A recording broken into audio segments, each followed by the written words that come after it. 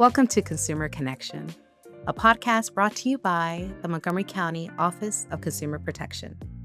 I'm your host, Michelle Escobar.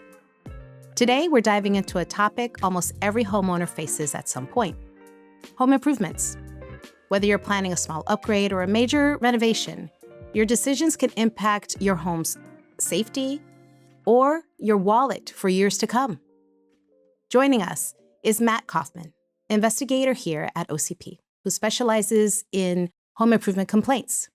He's also a trained home inspector with years of experience. Matt sees these issues from every angle, from the consumer side, the contractor side, and the practical realities inside the home. In this episode, we're breaking down what homeowners need to know before starting any project: contractor selection, contracts, energy-efficient upgrades, solar panels, and long-term planning. And by the way, if you send us a DM or email us the word contractor after listening, we'll send you OCP's How to Hire a Contractor cheat sheet. Matt, welcome to the show. Thank you, Michelle. It's good to Yes. be here. Thank you for being here.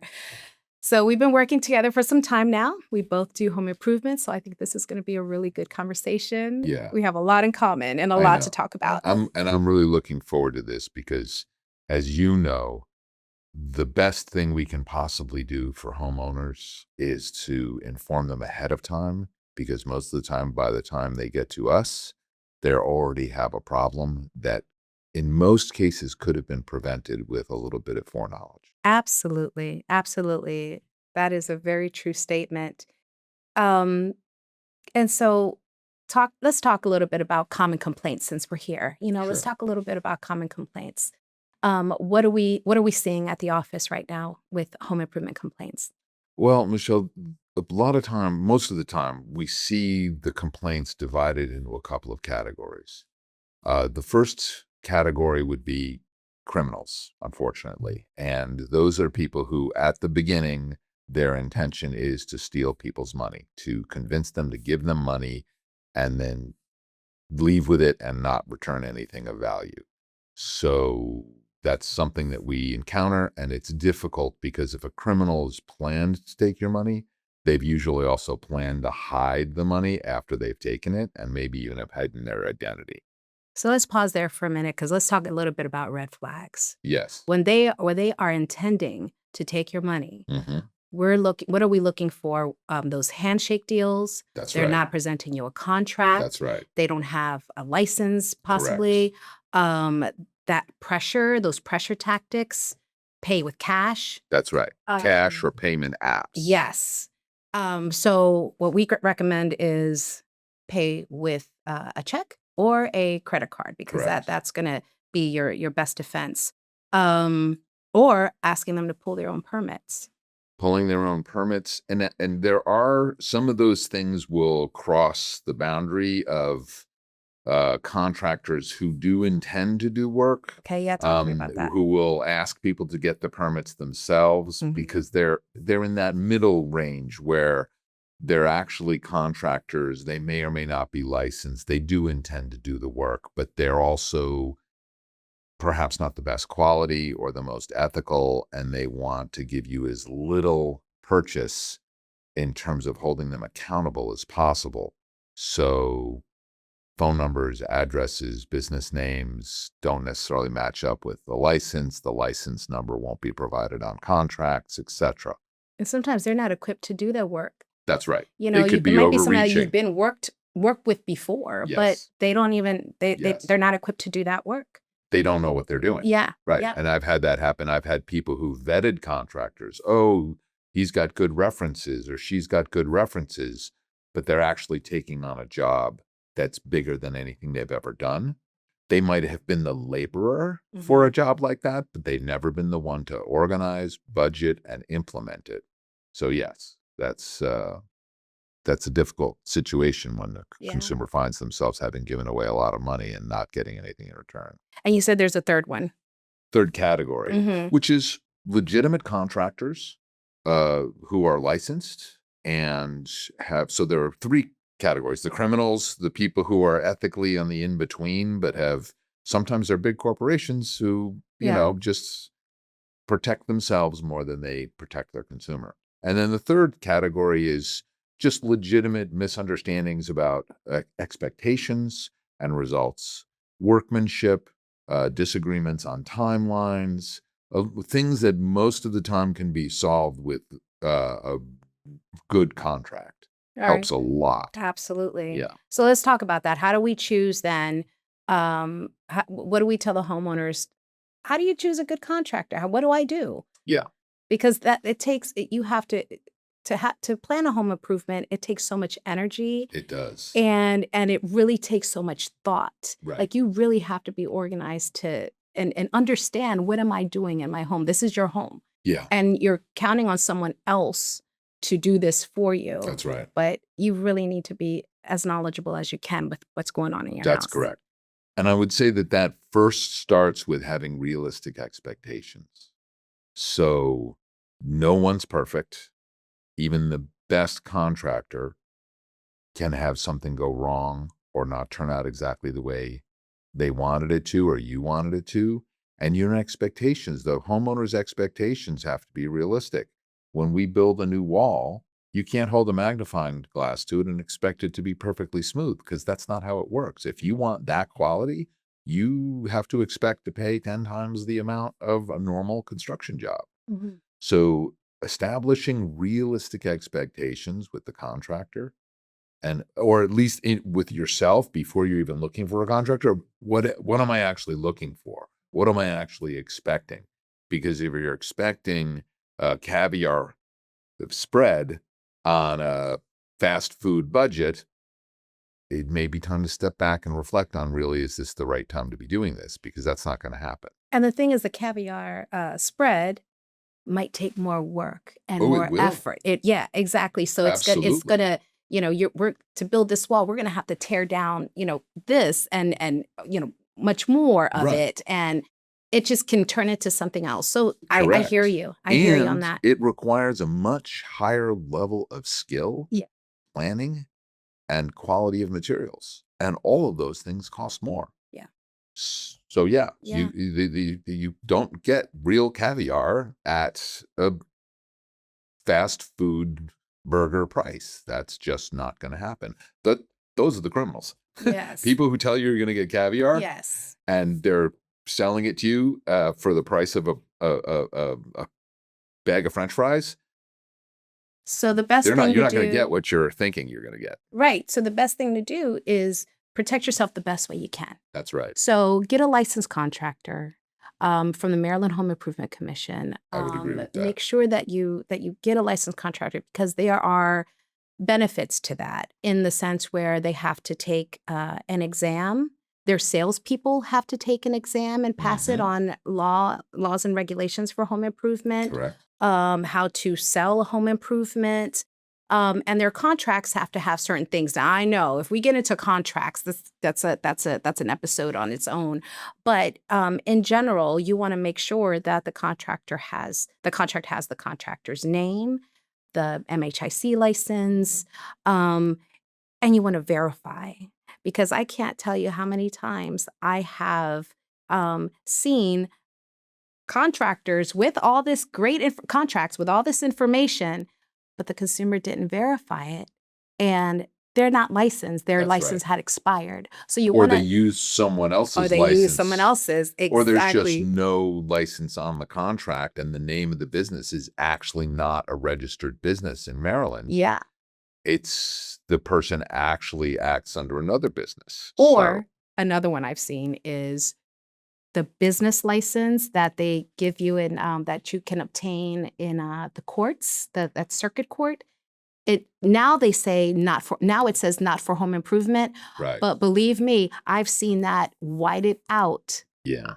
And they use it as a home improvement license. Right. And people don't know. That's so right. It has to be a Maryland Home Improvement Commission, an MHIC number. Right. The approximate dates is another, and that's another. Can we just briefly talk about the licensed contractor thing? So realistically, because there's what's right, what's legal, and then there's what's practical. Homeowners are allowed to do what they want. Mhm. I can go do the work in my own home. Maryland is fairly generous with homeowner rights in terms of being able to do work ourselves. So realistically, people do hire a handy person for small jobs. Mhm. That person may not be licensed. We recommend you always use the licensed contractor because there are protections that come with that. The MHIC has a guarantee fund Yeah. that covers for problems of the work that was contracted for. They have a fund that can help offset those costs. Mhm. There are legal protections. Even licensed contractors often don't know what all of the required provisions are in the contract. And I've rarely seen a home improvement contract, even from legitimate, honest, scrupulous contractors that have all the required elements in the contract under Maryland law. Mhm. So having a licensed contractor is good. It provides some legal protections. It means they're a real business. Yeah. If you vet and make sure that license actually matches the business name and actually matches the person you're dealing with, we know who they are. There's someone who's a legitimate person who has a real address, and that gives you some protection as a homeowner. Yeah. But it's not the end of the vetting process to just say, oh, this person is licensed. That's right. Because a licensed person who's only done small jobs, and all of a sudden you're got good referrals from neighbors and friends, but you call that person and say, I want to do an addition on the back of my home. They're likely to say yes, because that's a big job. That Mhm. makes you a lot of money. Has that person ever actually handled the job of that scope? Right, like Have your they neighbor ever? got their driveway done. That's right. Or they've done a bunch of Yes. small interior renovations, Right. they've done roofing, they could have done a bunch of different things, and they can be skilled and capable and honest and have integrity, and yet they can still be tempted to take on something that Yeah. they have only seen other people do, Yeah. and they've never actually organized and executed the work themselves, and that is a very risky proposition. Yeah. So what do we do? What do you recommend people to what questions do they ask? What do they do? So the first thing is, am I dealing with a legitimate business? Mhm. It's the expectation thing. Yeah. How much I'm planning, what am I getting into here? Right. Mhm. And so that starts before you even talk to the contractor. So for instance, if I want to put insulation in my attic, Mm.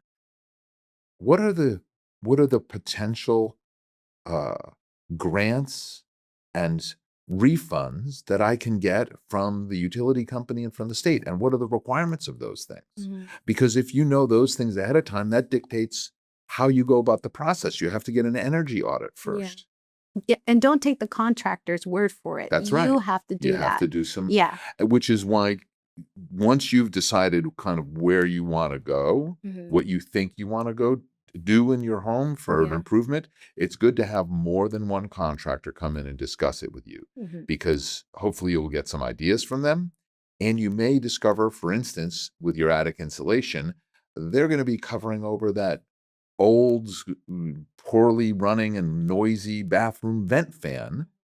Well, that should get replaced first before you do the insulation, because there's an order of operation. You don't cover something over with insulation that you're later going to want to uncover and replace because it's old and doesn't work properly. Mhm. So having those discussions, getting multiple quotes, and thinking through, what are my priorities?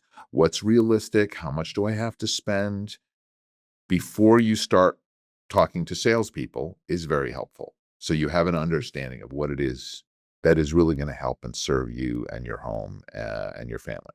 And look at those quotes when That's you right. get all three of them, or how many you're going to get. Look at them, compare them, the approach, Read through them. pricing, read through them. That's What right. exactly is going to be done? They should match. At the end of the day, right? I mean, they should. Well, they won't. Okay. They won't So match. That's part of the so how difficulty. so the way you know where to go and who to deal with is by doing your own. You have to do some research. Yeah. Unfortunately, you have to do Yes. some research. Now, there's a way that can be, you can support yourself or help yourself with that. So again, depending on the size of the job, if I'm just having my front stoop resurfaced, or I'm having a small job, let's say some rotted trim replaced, my risk and my expense is relatively small. So, okay, that's not such a big deal. And if it goes badly, it's not that hard to recover from. We can fix whatever went wrong. If we're talking about a $200,000 addition or a full gut and renovation on an interior home, something really significant where we're talking about many tens of thousands of dollars or potentially hundreds of thousands of dollars. Now you're taking a much larger risk, and it's more important to back up and ask yourself how you can take care of yourself, get quotes, and consider hiring an independent person whose only job is to review the work that's being done, or even a lawyer to review the contract if you don't feel comfortable reviewing it yourself. Right. Because when you're starting to spend that much money, you're taking a much larger risk. Your expectations are way higher. The amount of time and energy and expense and risk are much higher. So having a licensed home inspector or an architect or an engineer, and those obviously are 3 steps in escalating cost, to review the construction at various stages. Each of them have different skill sets and capabilities and at different levels of expense, but they're your own set of eyes. Because one of the things that I would say is most important for people to understand in terms of quality control for the work is that the county or municipality code inspection is not a quality control inspection. And most people assume it is, and it is not. It's a compliance inspection. Yeah. And that's all that is. It's a compliance I'm glad that you inspection. mentioned that. Does this work Yes. appear to comply? Mhm. They can't go through every single little detail and make sure everything is perfectly correct. Yeah. That's not their role, Mm. and it's not the result. So, what do you suggest in prioritizing your projects? Whether it's just is it safety, efficiency, long-term durability? Like how do we prioritize our projects that we want to do? That's a very tough question because that is entirely subjective. Hmm. And it's a complex consideration because how long will I plan to live in the home? How much disposable income do I have available? What are what is the condition of and age of the major essential components of the home? My heating system, my cooling system, my plumbing system, the electrical system. So to me, the best thing to do is to have someone who's not going to be trying to sell, that's why the independent third party is valuable because they don't have something to sell. As long as they don't have something to sell you, or even if you hire a contractor and say, I want you to go through the home and I want you to tell me everything you see, and I'm not going to use you for any of the work, but I'm going to pay you to do the evaluation and give me a written report and tell me how much you'll pay for, and I'll pay for that. And that's what your service is to me, is to review the condition of the home, things I might not know as a homeowner, and tell me what I'm looking at here. Because a lot of times I'll have people, salesmen come to my home, for example, and say, we have a special on windows. Right. So they're always trying to, save you a buck, so you can put insulation or a new roof or Mhm. new windows and doors. And I think that that's probably maybe one of the main things and the first thing people think about is Yes. changing, their windows to save some energy cost or Right. something. So, Right. And that's part of so that's again reviewing what my own personal situation is. mhm, What is my goal? Do I want to make the house more comfortable? Do I need to make something more accessible for someone who has limited mobility? mhm. Or am I looking to improve security? Am I looking to improve energy efficiency? Do I want to look at it to look more beautiful? Do I need an extra bedroom? Like, what are my personal Yes. priorities? What are my resources? And what is my end goal? And so solar panels Yes, are huge. they And are. and Both in terms of risk and reward. exactly. So let's talk about that because what I have found is a lot of those contracts, those contracts people don't really understand them. That's correct. And they don't really know what they're getting Right. into. And they think that they're going to save money, and it's not something that money that you see in your pocket right away. That's right. So let's start with the contracts. Yes. What are the three types of? I think it's three types of contracts, isn't it? It's the leasing. You either owe them Oh, or with the solar. yes with So the solar. let me, if I You may, want to go just back? step Yeah, back yeah, one absolutely. step further and Yeah. say, just in general, when it comes to contracts, the large print giveth and the small print taketh away, if I can quote from an American songwriter some years ago. Uh-huh. Uh, so if the salesperson says something to you and it's important to you and it's the reason you're going with this contractor, ask where it says that in the contract. Mhm. And you will find that most of the time it doesn't. And that should give you pause to step back and say, okay, well, what does the contract actually say? Because I thought I was getting you were telling me my utility bills, in the case of solar panels, are going to be near to zero. It says the exact opposite in the contract. It says we make no guarantee Yeah, about your utility bills going down. that's right. Oh dear. Okay. That's something to step back and consider. So just in general, to be able to step back and recognize that when I'm being sold, when someone's telling me something, if it's not in writing, I can't rely on it. So that it has to be written down. The second thing about contracts that's critically important for homeowners and consumers in general to understand is that in most cases, when you're talking about a big expenditure, you can negotiate what's going to be in the contract. You can say, no, I'm not willing to sign a contract that has that clause. And you can literally scratch it That's out. right. That's right. and And both people, and some contracts say it can't be modified, mhm. which is fine, because Yeah. that means I'm not going to sign the contract now. You can have your lawyer write up a new contract Yeah. that doesn't have that clause, That's right. or that amends that clause, or that we include this clause. Mhm. Because if you're not finished, you told me you're going to be finished by September 15th. If you're not finished by September 15th, what are the consequences? Because just having a deadline date, there's no Exactly. incentive. There's That's no right. actual consequence. So Yes. oh, it's October. We're not finished. Yeah. Wait, you said you were going to be finished. You don't get your money back. Right. You don't get to cancel the contract That's unless it says in the contract, Mhm. what is the consequence if you don't finish by September 15th. Yeah. So solar, to go to that, Yeah. the things to watch out for solar leases are very, very tricky. They are typically designed to guarantee good profits for the solar leasing company and a possible savings, not a guaranteed savings, but possible savings for the homeowner. So looking for things like what escalation clauses, where the cost of your electricity through the solar panels is going to go up every year. Why? Okay, so that's something to consider having struck from the contract, an escalation clause.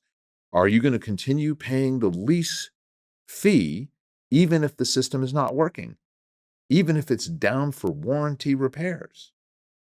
So that means the company has no incentive to get your roof fixed or to get the solar system fixed, because you still have to keep making the lease payments even though you're not getting any electricity. That's right. So reading the contract carefully and understanding the various terms and negotiating and saying, I'm not going to sign this contract under those terms. So back to your question originally, which was the three types of contracts. We Mhm. have power purchase agreements, where the solar system is completely owned by the company and you're just purchasing power from it. In some ways, it's similar to when you're sold choice in your utility bill through the utility company. You can choose where your power comes from, and you have a separate contract to purchase that power at a certain price. Only in this case, we're putting a solar system on your home, and you're purchasing the power from that. The second type is a lease agreement, where the company owns the entire system and they put it on your home, and you have an agreement with that company for a certain period of time, usually 20 years, that you're going to pay them a lease fee, and then you get the benefit of the solar power that's generated. The third type is to purchase, where you're actually going to buy the system and either finance it or take out a loan, or if you can have the capital to pay for it, you can purchase the system outright, and then it's your system. It's not, unless you have a separate agreement or it's part of the contract, you may not have warranty support or maintenance support, but it's your solar system that goes on your home. And I want to step back for a second and just acknowledge that solar is incredibly valuable because it's a money printing machine on your home. So if it's done correctly with a reasonable contract, it's a huge benefit to the homeowner. There are pitfalls. And again, like anything else, if you don't research it ahead of time, you can end up with a lot of difficulty, because there's a lot of companies out there that will sell you something and put it on your home.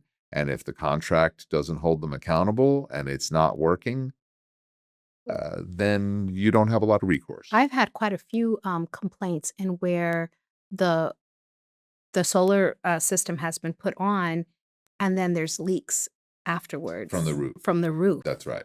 So it's important for that roof to be in good condition. In very good ready. condition, Yeah. preferably brand new.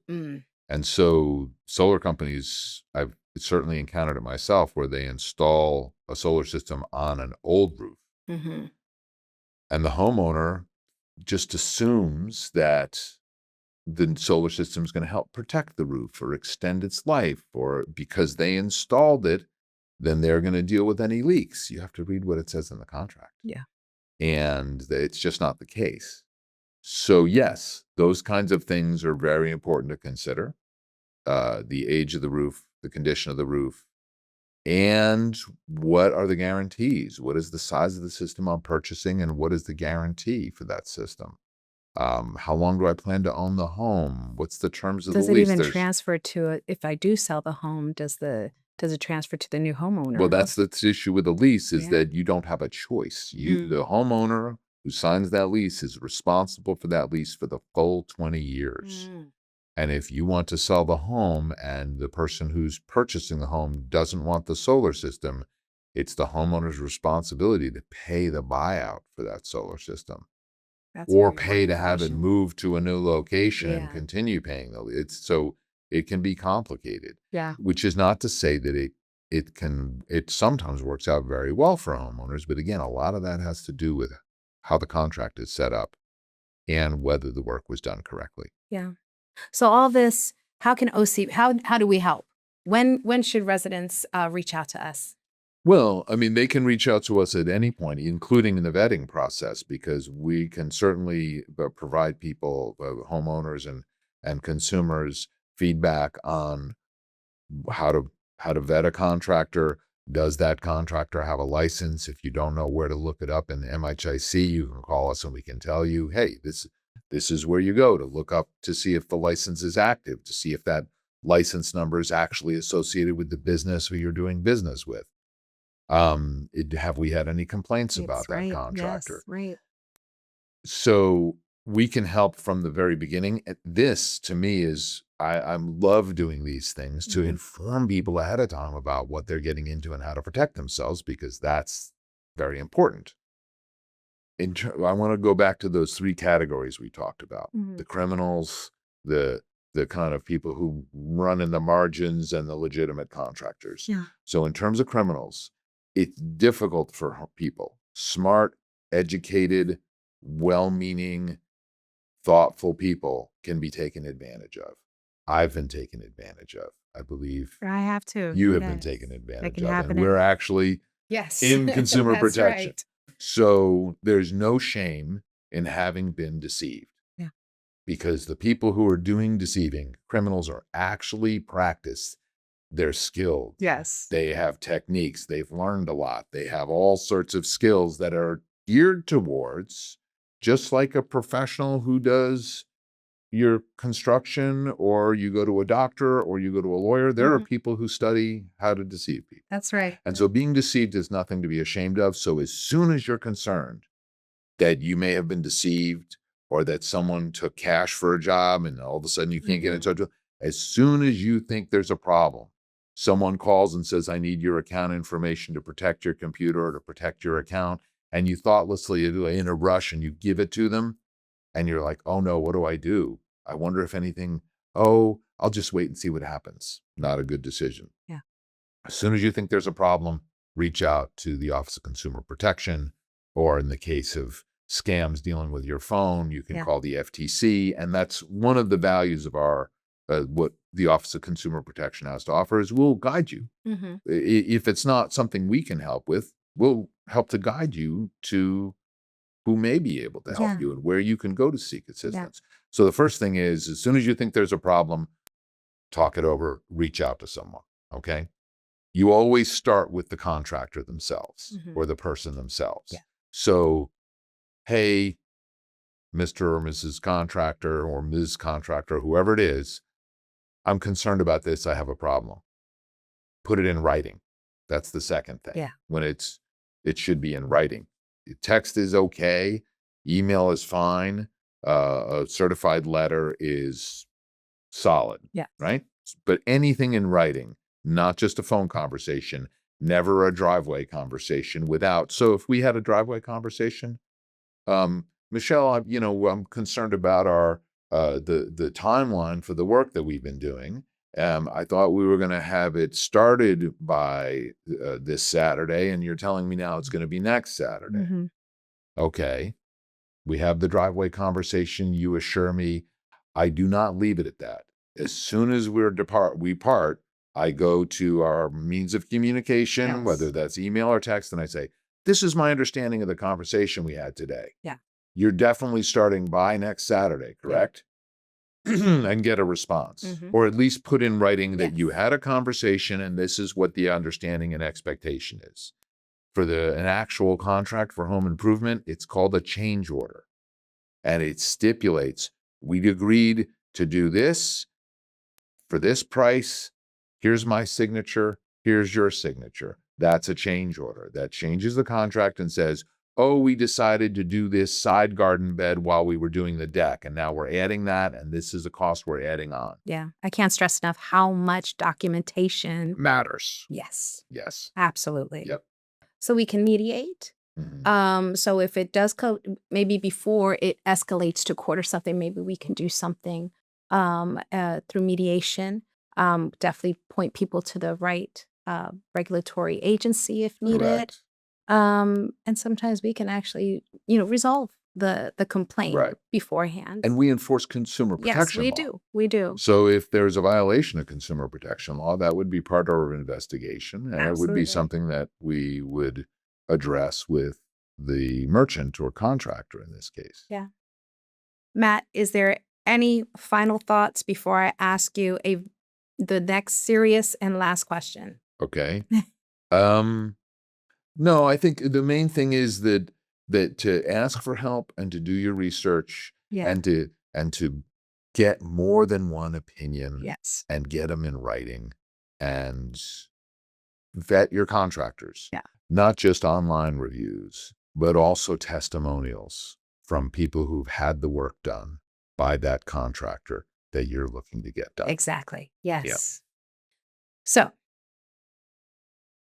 before we go, if you could design a clever tool for homeowners, what problem would it solve? A clever tool for homeowners that would solve a problem. Fascinating. Well, I mean, the technical answer is I would provide a tool that would go into the walls without disturbing them and seal up air leakage, because that's the single largest source of energy efficiency loss in a home is air leakage through the home. All right. I like it. Thank you so much for sharing your expertise. My pleasure. Absolutely. That wraps up today's episode. Remember, do your research, verify licensing, get clear contracts, and make informed decisions before starting any home improvement project. Solar and other upgrades can be excellent investments when approached thoughtfully. Thanks for listening to Consumer Connection.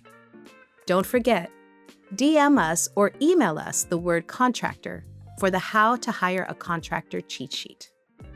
We'll see you in the next episode. Don't forget to subscribe on your favorite podcast platform and keep an eye out for upcoming episodes where we'll continue to bring you important updates and insights on consumer protection. Have a topic in mind for a future episode or a question for our team? Drop us an email at consumerconnection@montgomerycountymd.gov.